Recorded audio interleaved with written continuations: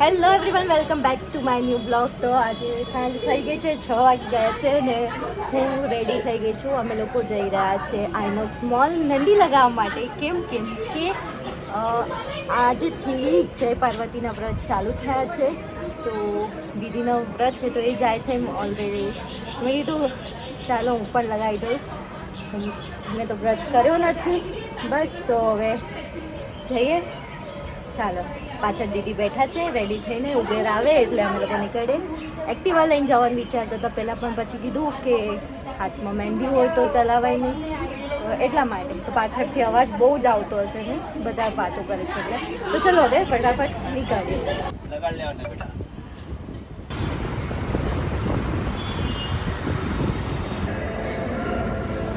દીદી તો ફાઇનલી આવી ગયા છે મહેંદી લગાવવા માટે. આ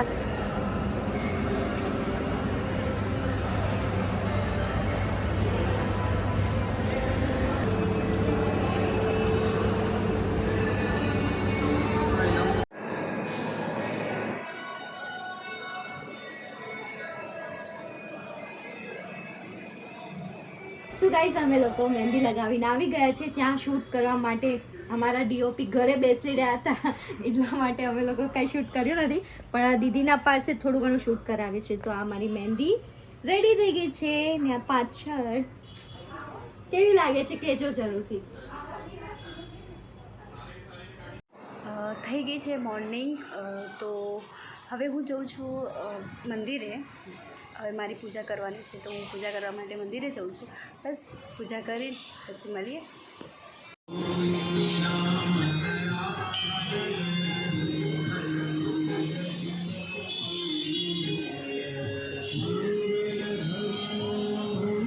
જો મમ્મીને અમે બેઠા છીએ.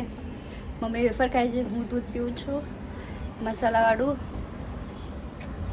Hello everyone, good morning. તો બધાને વેલકમ, ફરીથી વેલકમ કરું છું. તો રાત્રે અમે લોકો મહેંદી લગાવીને ઘરે આવી ગયા હતા અને પછી બેઠા હતા ટીવી જોતા હતા.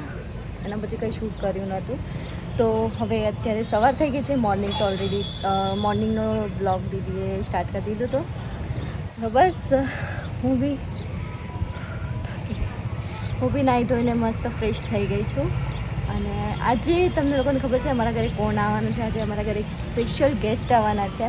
તો એ અત્યારે ઓન ધ વે જ છે, ઓલમોસ્ટ પહોંચવા જ આવ્યા છે. એ આવે એટલે મળાવ. થોડા ઘણા લોકોને આઈડિયા તો આવી ગયો હશે કે કોણ આવવાનું છે. તો જે નવા છે એ લોકોને તો ખ્યાલ નહીં હોય, તો એ લોકોને તો મળાવવા પડશે. તો ચાલો હવે ભાઈ દવે આ મહેંદીનો કલર મસ્ત આવ્યો છે. આ હાથ બી બતાડી દઉં. તો બસ હવે મળીએ આગળ. ચાલો. સો ગાઈસ, અમારા જીજુ આવી ગયા છે, અમારા સ્પેશિયલ ગેસ્ટ. શર્મિલા થોડાક નટખટિયા.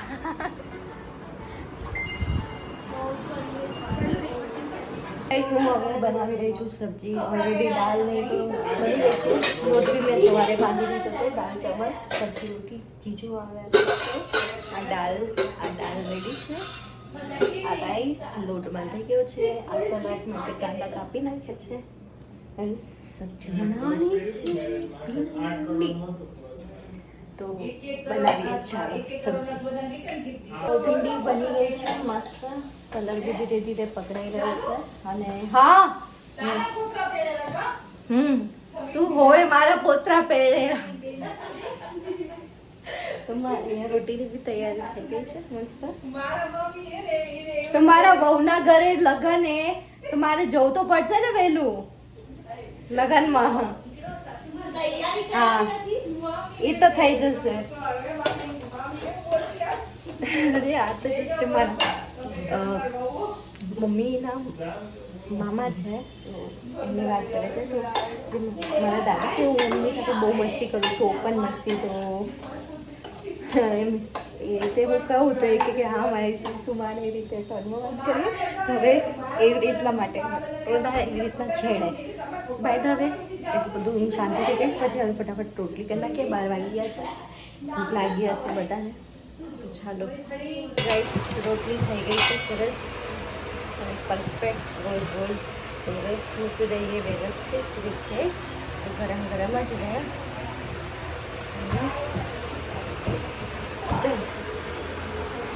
આને બંધ કરી દઈએ સાથે સાથે અને ફટાફટ પછી ક્લીન કરી દઈએ. તમે બતાવું રોટી બી કરી.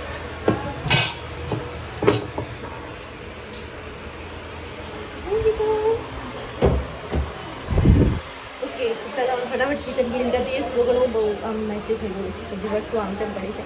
તમને લોકોને ખબર જ હશે કે મને આમ તેમ વસ્તુ નથી ગમતી. તો આ બધું આમ તેમ પડ્યું છે. તો ફટાફટ કિચન ક્લીન કરી દઈએ. સબ્જી બી ઓલમોસ્ટ મસ્ત બની ગઈ છે. તો ચાલો હવે મળીએ જમવા ટાઈમે.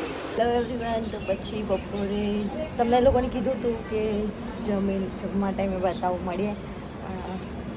શું કહેવાય વાતોમાં ને એમાં પડી ગયા હતા. તો પછી બ્લોગ શૂટ કરવાનું રહી ગયું. તો એ જ ગયા અને પછી જમીને અમે લોકો પાછા વાતો કરી મસ્તી કરીને પછી સૂઈ ગયા.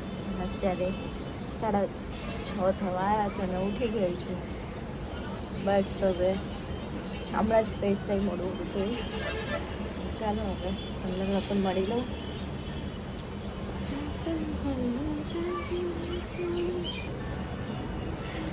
બસ ઊભી છું. પવન આવે છે એટલે મજા આવે છે.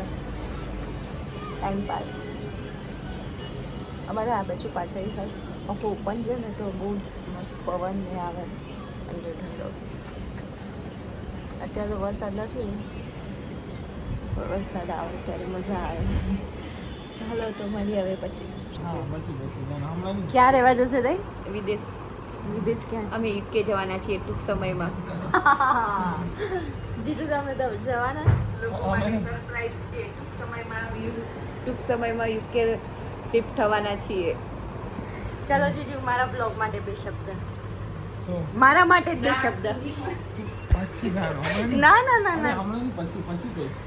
આ છે અમારા ઋત્વિક કુમાર જે બિલકુલ કેમેરા ફેસિંગ નથી. જેમને શરમ આવે. બહુ બધી શરમ આવે. શું ચાય કોફી ઠંડુ હવે શું? ને અહીંયા ગુનબેન મારી રહ્યા છે ઝાડુ.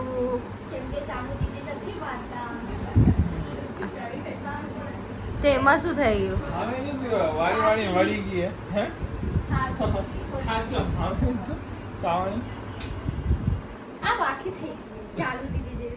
એ ચાલ ચૂપ. તો અંદર જઈએ આપણે. કોણ શું કરી રહ્યું છે? આ શું